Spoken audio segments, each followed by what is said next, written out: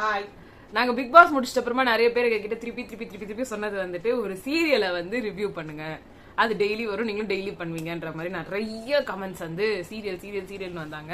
இந்த சீரியல் பாக்குறதெல்லாம் வந்து old age people, அது சீரியல்லாம் வந்து என்ன சொல்றது, எல்லாம் வந்து நம்மள வந்து தப்பான திசையில் வந்து நவுத்தி செல்லும் அப்படின்லாம் வந்து சொல்லி சீரியலே பார்க்க கூடாதுன்ற ட்ரெண்ட் ரொம்ப பயங்கரமா இருந்த காலகட்டம் போய் இப்ப வந்து சீரியலையே எல்லாரும் வந்து ரொம்ப விரும்பி பாக்குற அளவுக்கு வந்து வந்துருச்சு. படங்களை கூட விட்டுறாங்க, ஆனா சீரியலை விட மாட்டோம்ன்ற மாதிரி இவ்வளவு பயங்கரமா தான் இருக்குது. நம்ம பாக்கிறது கிடையாது அவ்வளவுதான். ஏன்னா மோஸ்டா யங்ஸ்டர்ஸ் மத்தியில வந்து சன் டிவி, விஜய் டிவி இது மாதிரிலாம் சீரியல் பாக்கிறத சீரியலே பார்க்காமலாம் இருக்க மாட்டாங்க. கொரியன் சீரியல் பார்ப்பாங்க, ஹிந்தி சீரியல் பார்ப்பாங்க, தமிழ் சீரியல் தான் பார்க்க மாட்டாங்க. ஜெனரேஷன்ல தான் இப்ப என் ஃப்ரெண்ட்ஸுங்க எல்லாம் யாரு எடுத்தாலும் டிவி பார்க்க மாட்டாங்க. யூடியூப்ல வேற ஏதாவது பாப்பாங்க, ஏதாவது கிராஃப்ட் சம்பந்தமா இல்ல வேற ஏதாவது பாப்பாங்களே தவிர உண்மையா பார்த்தோன்னா எங்களோட ஜெனரேஷன்ல பார்த்தோன்னா யாரும் வந்து யாரும் நான் சொல்ல மாட்டேன், என்னோட ஃப்ரெண்ட்ஸ் சர்க்கிள்ல யாருமே டிவியே பாக்குறது கிடையாது. டிவியை போய் ஆன் பண்றது கூட தெரியாது. இப்ப எனக்கு எடுத்துக்கிட்டா நிறைய நேரம் டிவி ஆன் பண்றது எப்படி, எந்த ரிமோட்ல எதை ஆன் பண்ணணும் அப்படின்றத ஒன்டே நிறைய கேட்டிருக்கேன்ல. டிவி ஆன் பண்ணணும்னா எப்படி, இப்ப வந்து டிஸ்னி அதெல்லாம் போக சொன்னா போயிடுவேன். டைரக்டா சாதாரணமா டிவி சேனல்ஸ் எல்லாம் போனா எந்த சேனல்ல எங்க போடுறது எதுவுமே தெரியாது எனக்கு. சோ அந்த மாதிரி வந்து இருக்கிற நேரத்துல எங்களுக்கு எல்லாருமே சீரியல்னு சொன்னோன்னே எல்லாம் ரொம்ப ட்ரெண்டிங்கா நிறைய பேர் பேசிட்டு இருந்த ஒரு சீரியல் வந்து சிறகடிக்க ஆசை அப்படின்னு சொல்லி.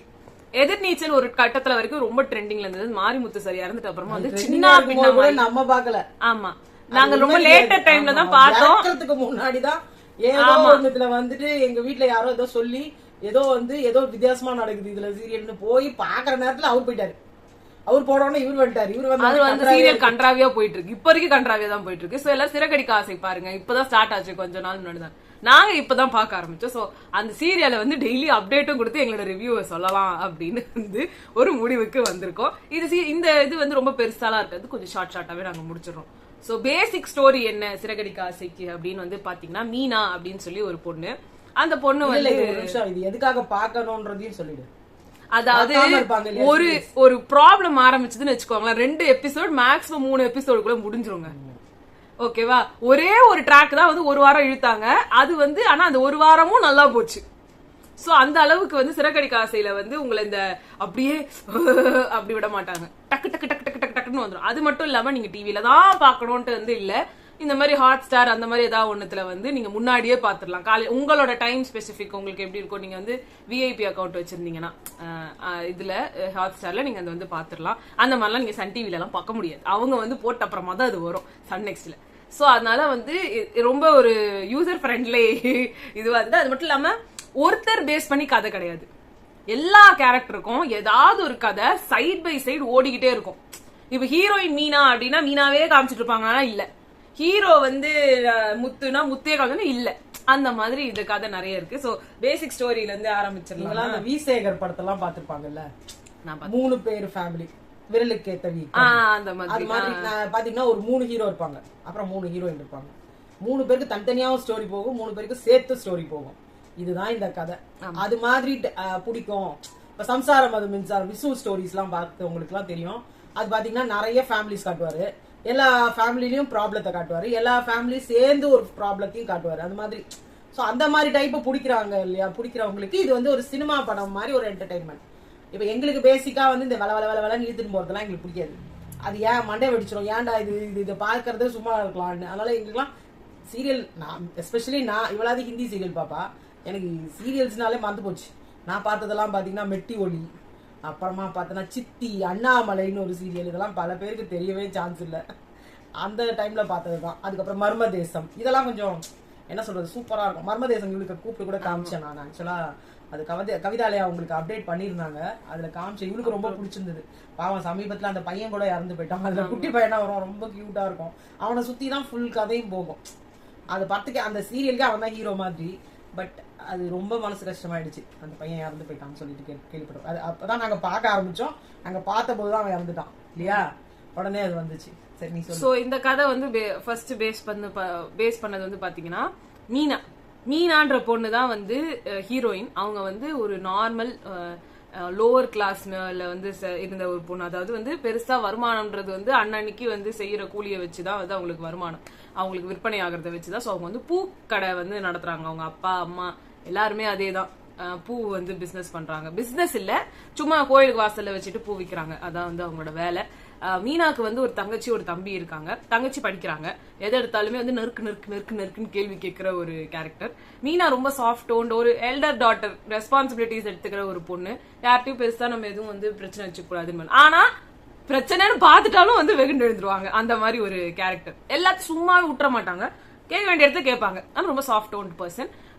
தம்பி வந்து பாத்தீங்கன்னா ஒரு பொறுக்கியோட வந்து சுத்திட்டு இருக்காங்க, ரவுடியோட. இதான் வந்து பேசிக் ஸ்டோரி. மீனாவோட ஸ்டோரி. முத்துவோட ஸ்டோரி வந்து பாத்தீங்கன்னா, முத்துக்கு வந்து பாத்தீங்கன்னா அம்மா அப்பா வந்து ரிட்டையர்ட் ஆயிட்டாரு. அவர் ஒரு பெரிய ரயில்வேஸ்ல சம்திங்ல வேலை பார்த்து ரிட்டையர் ஆயிட்டாரு. அம்மாவோட வீட்டுல தான் வந்து இவங்க எல்லாம் இருக்காங்க. அம்மா அதே வந்து ரொம்ப பணத்தாசை பிடித்த ஒரு மாமியார். தம்பி இருக்காங்க. இவங்க நம்ம முத்துக்கு வந்துட்டு அண்ணன் ஒண்ணு, தம்பி ஒருத்தர். அந்த வீட்ல ஆமா, அதுல ஃபர்ஸ்ட் பையன் வந்து மனோஜ், ரெண்டாவது பையன் வந்து நம்ம முத்து, மூணாவது பையன் ரவி. சோ இவங்க 3 பேர் இருக்காங்க. நிறைய கதை கலாச்சாரம் வந்து நடந்து மனோஜுக்கு வந்து ஒரு பொண்ணை கல்யாணம் பண்ணி, ஃபர்ஸ்ட் வந்து முத்துக்கு தான் கல்யாணம் ஆகுது. அது வந்து மீனாவோட கல்யாணம் ஆகுது. அதுக்கு வந்து ஒரு பெரிய கதை போகுது. அதுல வந்து நடுவுல மனோஜுக்கு தான் மீனாவை கல்யாணம் பண்ணி வைக்கிறதா வராங்க. அது திடீர்னு மனோஜ்ன்றவர் ஓடி போயிடுறாரு. அவரு வேற ஒரு யாரோ ஒரு பொண்ணை லவ் பண்ணி அந்த பொண்ணுகிட்ட வந்து அவங்க அப்பாவோட ரிட்டையர்மெண்ட் காசு 27 லட்சத்தை குத்து அது ஓடியும் போயிடுச்சு. இவரு வந்து அதை விட்டாரு. அடுத்து வந்து ஒரு மீனா வந்து முத்துக்கு கல்யாணம் பண்ணி வச்சுட்டாங்க. இவரு இருக்காரு இல்லையா நம்ம மனோஜ், அவர் வந்து ஒரு பார்லர்ல வேலை பாக்குற ஒரு பொண்ணை வந்து ரோஹிணின்ற பொண்ணை கல்யாணம் பண்ணிக்கிறாரு. அவங்க அம்மா தான் கல்யாணம் பண்ணிக்கிறாங்க. அது வந்து ஏன் அப்படின்னு இது இந்த கதையை கேளுங்களேன். அது வந்து ஒரு என்ன சொல்றது, சாப்பாட்டுக்கே சரியான வழி இல்லாத பொண்ணு. ஆனா அவங்க அப்பா மலேசியால இருக்கிறதாகவும் அவர் பெரிய பிசினஸ் பண்ணிட்டு இருக்காரு. நம்மளோட வாஷிங்டன் வெற்றிவேல், கிரைண்டர் கிரிஜா, அந்த மாதிரி ஒரு கதையை வந்து அளக்குறாங்க. இவங்களும் ஒத்துக்கிட்டு அதுக்கு அந்த பொண்ணை கல்யாணம் பண்ணி வைக்கிறாங்க. என்ன கொடுமைனா, அந்த பொண்ணுக்கு ஏற்கனவே கல்யாணம் ஆகி ஒரு குழந்தை வேற இருக்கு. ஒரு 5-6 வயசுல ஒரு பையன் இருக்கான். ஆனா அவங்களுக்கு அம்மா தான் இருக்காங்க, அப்பாவே இல்ல. அவங்க என்ன சொல்லிட்டாங்க, அம்மா கிடையாது, அப்பா பெரிய பணக்காரரு, அது மலேசியால பெரிய பிசினஸ் மேக்னெட். ஏன்னா போய் மலேசியால போய் இவங்க பார்க்க போறது இல்ல, அதான் சொல்லிட்டாங்க. இது என்ன ஆயிடுச்சு, அவர் வந்து அவங்க அப்பா வந்து இன்னொரு பொண்ணை கல்யாணமும் பண்ணிக்கிட்டாரு. ஒரு சின்ன பொண்ணா பார்த்து கல்யாணம் பண்ணிக்கிட்டாரு. அதனால நானும் எங்க அப்பாவும் பேச்சுவார்த்தை இல்ல அப்படின்ற மாதிரி சொல்றாங்க. அதாவது கல்யாணத்துக்கும் வரல, அவங்க தாலி பிடிக்கிற ஃபிக்ஷன் வச்சாங்க, அதுக்கும் வரல. ஆனா அவங்க கேட்கவே மாட்டாங்க. அவங்களுக்கு ஒரு மாமா இருக்கு, பிரவுன் மணின்னு சொல்லி ஒருத்தர் ஒரு ஆக்டர் ஒரு செட்டப் பண்ணிட்டு, இவருதான் எங்க மாமா, எங்க அப்பாவுக்கு எனக்கு பேச்சுவார்த்தை இல்ல, அதனால எங்க இவரு மூலியமா தான் போகும், என்ன என் கூட அவர் கூட தான் நான் இருக்கேன் அப்படி இப்படின்லாம் சொல்லிட்டு அவரை என்ன பண்றாங்க, யாரோ ஒருத்தரை செட் பண்ணிட்டு அவரை தான் கல்யாணத்துக்கு வராரு. அவங்க அப்பா கடைசி வரைக்கும் கல்யாணத்துக்கும் வரல. லாஸ்ட் வரைக்கும் அவர் தாலி பிரிச்சு கோக்குற ஃபங்க்ஷனுக்கும் வரல. இந்த பொண்ணு இருக்காங்க இல்லையா, இவங்க பேர் வந்து ரோஹிணி, ஆனா நிஜ பேரு வேற, கல்யாணி. சோ இந்த ரோஹிணிக்கு வந்து ஒரு ஃப்ரெண்ட் இருக்காங்க. அவங்க வந்து செம்மையா வந்து கலாய்ச்சி விட்டு செம்மையா டயலாக் டெலிவரி பண்ணிட்டு போவாங்க. சோ அது ஒரு இது. அடுத்தது வந்து பாத்தீங்கன்னா இவங்க ஓனா வச்சில்ல, பார்லர் ஏன் ஓன்னு வாங்க, பட் அது அவங்க ஓன் கிடையாது. அது வந்து யாரோ ஒரு பார்லர்ல இவங்க வேலை பாக்குறாங்க, அவ்வளவுதான். ஆனா இவங்க என்ன சொல்லிட்டாங்க, என்னோட ஓன் பார்லர். இந்த சீரியல்ல அவங்க போய் வேலை பார்த்த மாதிரி ஒரு சீன் கூட வராது. அது மட்டும் இல்லாம இவங்க இருக்காங்க இல்லையா, நம்ம சொன்னோம்ல முத்துவோட அம்மா விஜயா, அவங்க பேரு. முத்துவோட அப்பா பேர் வந்து அண்ணாமலை. சோ விஜயா அவங்களுக்கு ஒரு ஃப்ரெண்ட் இருக்காங்க பார்வதின்னு சொல்லிட்டு, அவங்களும் அப்பப்போ வந்து கேமியோ ரோல் கொடுத்துட்டு போவாங்க. அதுவும் சூப்பரா இருக்கும். மனோஜ் வந்து பாத்தீங்கன்னா ஒரு வேலை இல்லாத ரொம்ப படிச்ச ஒரு ஆளு. சோ எங்க போனாலும் ஓவர் குவாலிஃபைட் அவர் வந்து இப்ப கனடால இருக்க ஒரு வேலைக்கு அவருக்கு போகணும். ஆனா வேலைக்கு போறதுக்கு காசு கொடுக்கணுமா, அதுக்கு வந்து இப்ப அவர் வந்து 16 லட்சத்துக்கு ரெடி பண்றதுக்கு நடுவில் பிச்சைக்காரனா கூட போய் உட்காந்துட்டாரு, ஒரு வேண்டுதல்ன்ற பேர்ல. சோ அந்த மாதிரிலாம் வந்து போச்சு. கடைசி பையன் வந்து ரவி வந்து ஒரு ஷெஃப், ஒரு ரெஸ்டாரண்ட்ல ஷெஃபா இருக்காரு. அண்ட் அவரு வந்து ஓடி போய் கல்யாணம் பண்ணிக்கிட்டாரு. அந்த பொண்ணு பேரு ஸ்ருதி. அந்த பொண்ணு வந்து பாத்தீங்கன்னா பெரிய பணக்கார வீட்டு பொண்ணு. அதுவும் யாருன்னா இந்த அண்ணாமலை இருக்காரு இல்லையா, அவரு வந்து வேலை பார்த்த அந்த ரயில்வேஸ்ல ஜிஎம்மா இருந்தவரோட பொண்ணு. அந்த ஆல்ரெடி திமிர் பிடிச்ச ஃபேமிலி, அவங்க ஒரு மலையாளி ஃபேமிலி. அவங்க வந்து அந்த அப்பா வந்து தமிழ்ல பேசுறாரா மலையாளத்துல பேசுறாரான்ற மாதிரி ரொம்ப கன்ஃபியூஸ் பண்ணி பேசின்னு இருப்பாரு. அவங்க அம்மா நல்லா பேசுவாங்க. சோ இவங்க இந்த பொண்ணு இவங்க ஓடி வந்து இவனை கல்யாணம் பண்ணிட்டு, அந்த பொண்ணு வந்து ஒரு டப்பிங் ஆர்டிஸ்ட். இவங்க ஹோட்டல்ல இருந்து ஆர்டர் பண்ணி சாப்பாடு வந்து எப்படியோ வந்து இவங்க லவ் பண்ண ஆரம்பிச்சு இவங்க கல்யாணம் பண்ணிக்கிட்டாங்க. நடுவில் இந்த தாலி பிரிக்கிற ஃபங்க்ஷன்ல வந்து நான் சொல்ல ஒரு வாரம் ட்ராக் ஓடிச்சுன்னு அது இதுதான். முத்து வந்து ஸ்ருதியோட அப்பா வந்து அரைஞ்சிருவாரு. அது ஏன்னா வந்து மீனா வந்து ஸ்ருதியோட நகை எதையோ வந்து திருடிட்டாங்கன்ற மாதிரி சொன்னதுனால. சோ அதுல ஒரு ட்ராக் போய் இவங்க அவங்க வீட்டுக்கு போய் அப்புறமா கடைசியா எல்லாம் சுபம் அப்படின்னு வந்து இப்போ எல்லாம் ஒரே வீட்டுல இருக்காங்க. இப்ப ட்ராக் என்ன போகுது அப்படின்னு வந்து பாத்தீங்கன்னா இதான் இப்பத்தி ஸ்டோரி, கரண்டா ஓடிட்டு இருக்க ஸ்டோரி. விஜயாவுக்கு வந்து பாத்தீங்கன்னா மீனா வந்து பூக்கடை வச்சிருக்கிறது பிடிக்கல. அது வந்து ஒரு வீட்டு வேலைக்காரியா ஒரு பொண்ணு வேணும் அப்படின்ற மாதிரி வந்து அவங்க ட்ரீட் பண்றதுதான் வந்து மீனாவை. பட் அவன் வந்து இந்த மாதிரி பூக்கடை வச்சுட்டு பெருசா ஆடுறா அப்படின்னு சொல்லி அந்த பூக்கடையை க்ளோஸ் பண்ணணுன்றதுக்காக ஏதாவது பண்ணணும்ன்றப்போ ரோஹிணி தான் வந்து இருக்க வேண்டிய எல்லா தில்லாலங்கடி வேலையும் தெரியும் இல்லையா. அவங்க உடனே வந்து போன் பண்ணி சரி ஓகே நான் இதை பண்ணி தரேன் வந்து கார்பரேஷன்ல வந்து சொன்னேன். இவங்க எப்படி லைசன்ஸ் எல்லாம் வாங்கிருக்க மாட்டாங்க, இந்த தள்ளு வண்டிக்கு ஒரு தள்ளு வண்டி தான் வீட்டு வாசல்ல வச்சிருப்பாங்க. அதை வந்து நான் கார்பரேஷன்ல பேசி அதை வந்து எடுத்துறேன்ற மாதிரி சொல்லியிருப்பாங்க. ஸோ கார்பரேஷன்ல பேசுவாங்க அண்ட் அதை வந்து தூக்கிட்டு போயிடுவாங்க. இப்போ வந்து மீனாக்கு அவங்களோட தள்ளு வண்டி இல்லை. சோ மீனா எப்படி வந்து இப்போ பூக்கடையை வந்து நடத்துவாங்க அப்படின்னு வந்து பாத்துட்டு இருக்கும்போது நம்ம முத்து அவர்கள் வந்து நிறைய சூப்பரா இருக்கும் உங்க டயலாக்ஸ் எல்லாம். அப்படியே இப்ப கூட ஒரு டயலாக் வந்துச்சு ரொம்ப பிடிச்சது. என்னது அது?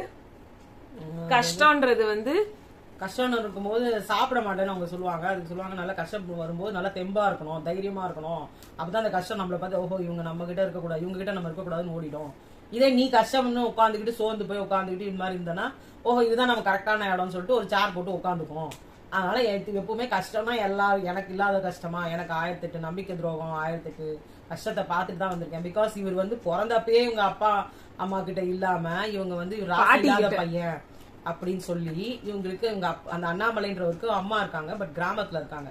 சோ சின்ன குழந்தையா இருக்கும் போதே கொண்டு போய் அவங்க கிட்ட விட்டுட்டாங்க. இவர் வளர்ந்தது பூரா அங்கதான், சிட்டி லைஃப் அவருக்கு பெருசா இல்ல. அவர் வந்து வாழ்ந்ததெல்லாம் கிராமத்து வாழ்க்கை தான். அதுக்கப்புறம் சரியா ஒரு படிப்பு இல்லாததாலதான் இங்க அவர் வேலைன்றது வந்து அந்த மாதிரி எதையும் பண்ணாம ஃபர்ஸ்ட் வந்து கார் ஓட்டி கார் போய் அப்புறம் ஆட்டோ ஓட்டி அதுக்கப்புறம் ஆட்டோ போய் இப்போ வந்து மீனா கார் வாங்கி கொடுத்துருக்காங்க ஒரு பெரிய ஆர்டர் வந்ததுனால. இதுல வந்து என்னன்னா மீனாவோட தம்பியோட கையையும் வந்து நம்ம முத்து அவர்கள் உடைச்சிட்டாங்க. அது ஒரு தனி ஸ்டோரி, அது ஒண்ணு இருக்கு. சோ இப்ப கரண்ட் ட்ராக்ல வந்து பாத்தீங்கன்னா இந்த மீனாவோட கடையை வந்து எடுத்துட்டாங்க. இப்போ மீனாவோட கடையை வந்து கடதனை போச்சு வேற ஏதாவது பண்ணலாம்னு சொல்லி வீடு வீடா போய் டெலிவரி பண்ற மாதிரி பூக்கு வந்து ஒரு பைக் வாங்கி கொடுத்துடலான்ட்டு வந்து முத்து அவர்கள் வந்து முடிவு பண்ணிருக்காரு. காசெல்லாம் சேர்த்து வச்சு ஒரு பைக் வாங்க போறாரு அவங்க ஒய்ஃப்காக. சோ இதுதான் இப்ப கரண்டா இப்ப ஓட போற ட்ராக்கு. இதுக்கு நடுவுல ரோஹிணியோட அப்பாவை எல்லாம் மறந்துடுறாங்க. அவர் ரோஹிணியோட அப்பா வந்து ஜெயில இருக்காராம். எல்லாரோட பார்ட்னர்லாம் வந்து நம்பிக்கை துரோகம் பண்ணி அவர் ஜெயில போட்டாங்களாம். அதனால வந்து அவர் ஜெயில இருக்காராம். அவரோட அக்கௌண்ட் எல்லாம் ஃப்ரீஸ் ஆயிடுச்சான். அதனால எதுவும் எடுக்க முடியாதுன்னு. சோ ஒரு இங்க மனோஜ் வர பிச்சையெல்லாம் எடுக்கிறானே இவனுக்கு நான் ஏதாவது பண்ணணும்னு சொல்லி ரோஹிணி வந்து அந்த காசுக்கு வந்து இவங்க கையிலயும் இல்ல, யாரும் கொடுக்கவும் மாட்டாங்க. வீட்டு மேல லோன் போடுறதுல இன்னும் 27 லட்சம் போடும், அது யாரும் வந்து ஒத்துக்க மாட்டாங்கன்றதுனால எந்த பொண்ணு வந்துட்டு வந்து காசு வாங்கிட்டு ஓடிச்சோ அந்த பொண்ணை இப்ப நம்ம ட்ராக் டவுன் பண்ணி பிடிக்கணும் அப்படின்னு ரோஹிணி சைடு கதை போயிட்டு இருக்கு. ரவி அண்ட் ஸ்ருதி சைடு கதை வந்து பாத்தீங்கன்னா அங்க இப்ப ஒரு சால்வ் ஆகி இப்ப வீட்டுல வந்து உட்கார்ந்துருக்காங்க. ஆனா என்னன்னா ஸ்ருதி அவங்க அம்மா இருக்காங்க இல்லையா, அவங்க பெரிய பணக்காரங்க. போதா குறைக்கு இவர் அண்ணாமலையும் இவரும் ஒன்னா வேலைக்கு சேர்ந்துட்டு அவர் படிப்படியா முன்னேறி அவர் படிச்சு ஜிஎம் ஆயிட்டாரு. இவர் வந்து லைஃப்ல வந்துட்டு ரொம்ப கஷ்டப்படுறவரு. பட் இவரால வந்துட்டு படிக்கலாம் முடியல. ஓவர் டைம் அந்த மாதிரிலாம் வேலை பார்த்து ஒரு வீடு வாங்கி அந்த வீட்டை கட்டி அந்த அதுக்கு அவங்க அவர் லஞ்சம் கிஞ்சம்லாம் எதுவும் வாங்குறது இல்ல, அவர் லஞ்சம் வாங்கி லைஃபோட இடம் தான். பட் இவர் தான் எல்லாமே அதுக்கு அந்த எக்ஸ்பென்சஸ் எல்லாத்தையும் பண்ணவர். சோ அவரு வந்து அதுக்காக செலவு பண்ண கடைசியில அவருக்கு வந்த காசை கூட அவங்க பையன் தூக்கிட்டு ஓடிட்டாரு. எடுத்துட்டு போய் யாரோ ஒரு பொண்ணை நம்பி ஏமாந்து கொடுத்து அது ஏமாத்தி ஓடிடுச்சு. இப்ப அந்த பொண்ணை தான் ட்ராக் டவுன் பண்ண போறாங்க. சோ இவருக்கு வந்துட்டு இவரை எப்ப பாரு அட்டாக் பண்றதுதான் அந்த ஃபேமிலியோட வழக்கம். அவங்க அட்டாக் பண்ணும்போது அவங்கள திருப்பி அட்டாக் பண்றதுதான் முத்துவோட வழக்கம். இது வந்து காலகாலமா நடந்துட்டு இருக்கிற அவங்களோட என்ன சொல்றது ஒரு விதமான எதிரி மாதிரி ட்ரீட் பண்ணிட்டு இருக்காங்க. இவங்களை டீக்ரேட் பண்றாங்க. அவங்களை எங்க பார்த்தாலும் இவங்க டீக்ரேட் பண்றாங்க. போதா குறைக்கு அவங்க வீட்டு பொண்ணை இவங்க வீட்டு பையனுக்கு கல்யாணம் பண்ணி வச்சிட்டதுனால இவங்களை எப்படியாவது அந்த பொண்ணை அப்படியே கொண்டு வந்து கட் பண்ணி விட்டுட்டு அந்த பையனையும் பொண்ணையும் மட்டும் நம்ம வீட்டோட கொண்டு வந்து வச்சுக்கணும்னு பாக்குறாங்க. இதுக்காக பல பிரயத்தனம் பண்றாங்க. எல்லாமே அவங்க வந்து எதுவுமே அவங்களுக்கு சக்சஸ் ஆகல. இதுக்காக முத்து ஆளை வச்சு அடிக்க பாக்குறாங்க. அப்புறமா முத்துவ ஃபங்க்ஷனுக்கு கூப்பிட்டு அவமானப்படுத்துறாங்க, அவங்க அப்பாவை அவமானப்படுத்துறாங்க. எல்லாமே அவங்களால பண்ணவே முடியல. கடைசியா பாத்தீங்கன்னா அந்த பொண்ணு மாட்டுச்சு. அது மாலையில அந்த செயினை தூக்கி அவுத்து போட்டுட்டு அது கொஞ்சம் irresponsible-ஆ வெளியில போயிடுச்சு.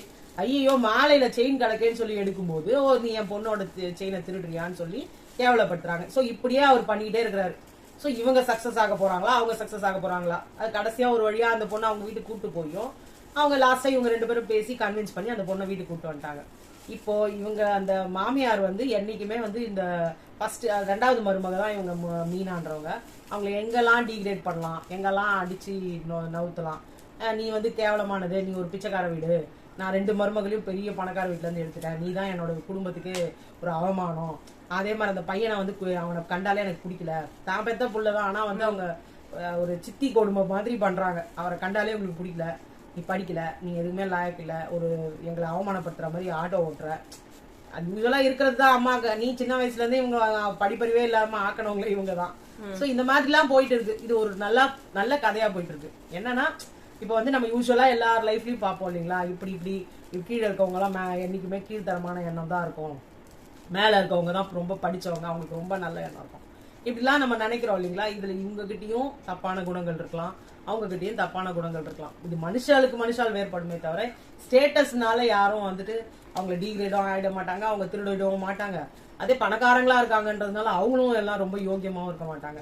இது ஃபர்ஸ்ட் மருமக ரோகிணின்றவங்க ஃபுல் அண்ட் ஃபுல் பித்தலாட்டம். அவங்க கல்யாணம் பண்ணதையும் மறைச்சிட்டாங்க, டைவர்ஸ் பண்ண. அந்த ஸ்ருதின்ற கேரக்டர் ரொம்ப இன்னசென்ட் கேரக்டர், ரொம்ப நல்ல ஒரு தப்புனா தப்பு, கரெக்ட்னா கரெக்ட், அது மாதிரி ஒரு நியாயமான ஒரு எபிசோட்ன்றதுனால இவ்வளவுத்தையும் விளக்கமா சொல்றோம். ஆனா பார்த்தவங்களுக்கு விஷயம் தெரியும். நெக்ஸ்ட் எபிசோட்ல என்ன ஸ்டோரி அண்ட் அதோட ரிவ்யூ மட்டும் நாங்க சொல்றோம். சோ இந்த வீடியோ நம்ம இங்க முடிச்சுக்கலாம். உங்களுக்கு நாங்க அடுத்த வீடியோல சந்திக்கிறோம். பாய்.